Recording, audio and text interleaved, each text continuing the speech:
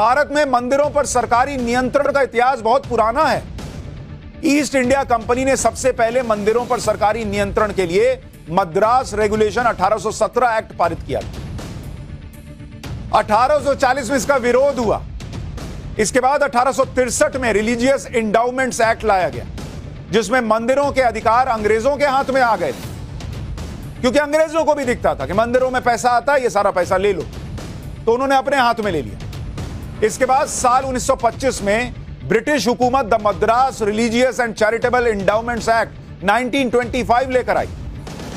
इसके तहत सभी धर्मों की धार्मिक संस्थाओं पर सरकार का कब्जा होगा, यह कह दिया गया। लेकिन आप आश्चर्यचकित रह जाएंगे सुनकर कि चर्च और मस्जिदों के भारी विरोध के बाद इसे वापस ले लिया गया। इसके बाद साल 1927 में Madras Hindu religious endowments act लाया गया। पहले सिर्फ रिलीजियस इंडाउमेंट्स एक्ट था, ईसाइयों और मुसलमानों ने विरोध किया तो उसको वापस ले लिया, और 2 साल बाद हिंदुओं का नाम डालकर ले आए, जिसमें सिर्फ मंदिरों पर सरकारी कब्जे की बात। कमाल की बात यह है कि 1925 में ही सिख गुरुद्वाराज एक्ट पास हुआ और गुरुद्वारों का कंट्रोल सिखों की इलेक्टेड बॉडी को दे दिया गया। यानी अंग्रेजों के राज में हिंदुओं के को लेकर अलग कानून था और बाकी धर्मों के लिए अलग कानून, क्योंकि उनको तो बांटना था।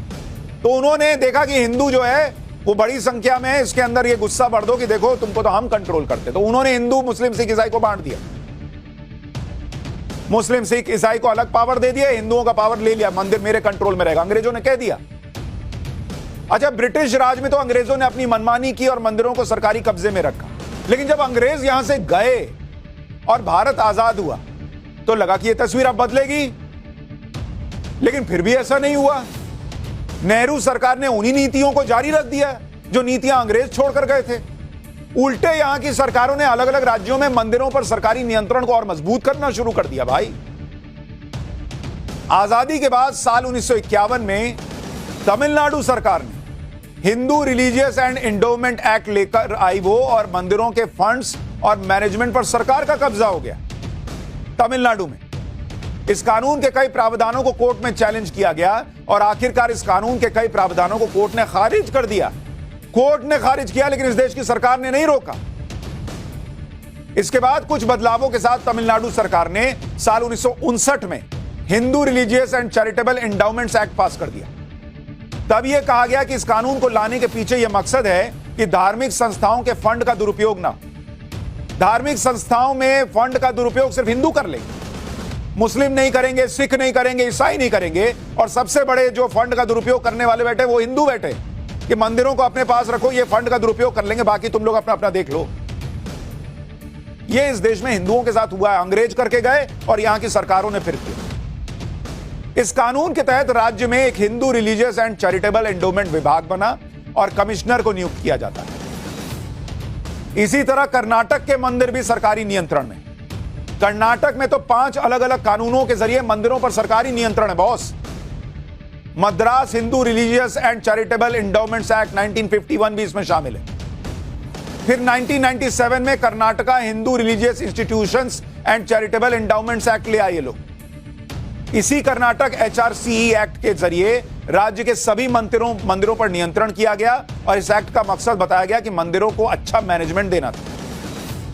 सिर्फ मंदिरों को अच्छा मैनेजमेंट चाहिए बॉस, गुरुद्वारों को नहीं चाहिए, चर्चेस को नहीं चाहिए, मस्जिदों को नहीं चाहिए, सिर्फ मंदिरों को मैनेजमेंट चाहिए, इसलिए कानून लिया। मंदिरों को सरकारी कब्जे से आजाद कराने के लिए सुप्रीम कोर्ट में एक PIL दाखिल की गई, जिसमें दावा किया गया कि देश के अंदर, आप देखिए बॉस क्या इस देश के अंदर, एक तो 1991 का वर्शिप एक्ट तो है ही हिंदुओं के साथ अत्याचार, फिर वक्फ का कानून आया कि जितनी वक्फ की प्रॉपर्टी है वो वक्फ एक्ट लाकर उनके लिए उसको देखने का पूरा अधिकार दे दिया। ऐसा अधिकार दिया जो उसके बारे में मैं आपको बता चुका हूं। ठीक है दिया, पर हिंदू को भी तो अधिकार दो कि वो अपने मंदिर की देखरेख कर सके। देश के 9 लाख मंदिर में से, इसमें से सरकारी नियंत्रण कितनों पर है कहा जाता है? सरकारी नियंत्रण में कहा जाता है कि करीब करीब 4 लाख मंदिर, 4 लाख मंदिर। अब आप बताइए 9 लाख में से 4 लाख मंदिर सरकारी नियंत्रण में। क्यों? या तो सबके लिए एक नियम बनाओ, किसी भी मस्जिद या चर्च पर कोई सरकारी कंट्रोल या दखल नहीं है बॉस। सिर्फ मंदिर पे 4 लाख मंदिरों पे दावा किया जाता है कि सरकारी नियंत्रण। हम ये बात भी समझ लें कि जब 1950 में भारत का संविधान लागू हुआ तो संविधान के प्रियम्बल में भारत को सॉवरेन डेमोक्रेटिक रिपब्लिक कहा गया। यह 1975 में लगी इमरजेंसी के दौरान इंदिरा गांधी की सरकार ने सोशलिस्ट और सेक्युलर शब्द जोड़ा।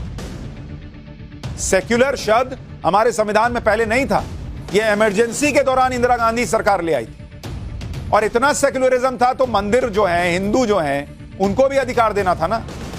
इसके अलावा संविधान का अनुच्छेद 25 और अनुच्छेद 26 है, जिसमें अनुच्छेद 25 में धर्म के पालन प्रचार प्रसार की गारंटी है और अनुच्छेद 26 में अपने अपने धार्मिक मामलों को मैनेज करने की आजादी की गारंटी दी गई है। लेकिन यह सब मुसलमानों, ईसाइयों और सिखों और दूसरे धर्मों में लागू हो जाता है। दूसरे धर्मों की संस्थाओं पर सरकारी कंट्रोल नहीं चलता, लेकिन हिंदू धर्म को लेकर कई तरह के कानून बनाकर मंदिरों को कंट्रोल किया जाता है। क्यों? और इसलिए मैं पूछ रहा हूं कि क्या नरेंद्र मोदी, जो देश के लिए इतना समर्पित हैं, वो 100 करोड़ हिंदुओं को यह न्याय दिलाएंगे? अब जाकर, और नरेंद्र मोदी से उम्मीद इसलिए है क्योंकि अब जाकर जिस राज्य में यह पहल हो रही है वो बीजेपी शासित राज्य है। अब कर्नाटक में ऐसी पहल हुई है कि वहां मंदिरों को सरकारी नियंत्रण से हटाने की बात की जा रही है। कर्नाटक के लिए आपको बताऊं, कर्नाटक में करीब मंदिर जो हैं, जहां पर यह हो रहा है, वहां पे करीब 35,000 मंदिर, 35,000 मंदिर।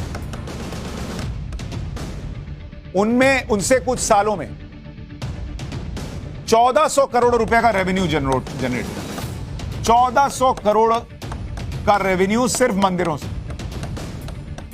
सोचिए, इतना पैसा मंदिरों से जनरेट होता है और सरकारी नियंत्रण में चला जाता है। लोगों का यही कहना है कि मंदिर में दान और मंदिर की कमाई का पैसा मंदिर में ही लगना चाहिए, ना कि मंदिर के पैसे को कहीं और लगाया जाए। मंदिरों में सरकारी नियंत्रण से मिसमैनेजमेंट को लेकर लोग तमिलनाडु का उदाहरण देते हैं। तमिलनाडु के अंदर अगर आप देखेंगे, ये तो कर्नाटक का बताया, अब आप तमिलनाडु का देखिए, वहां 44,000 मंदिर है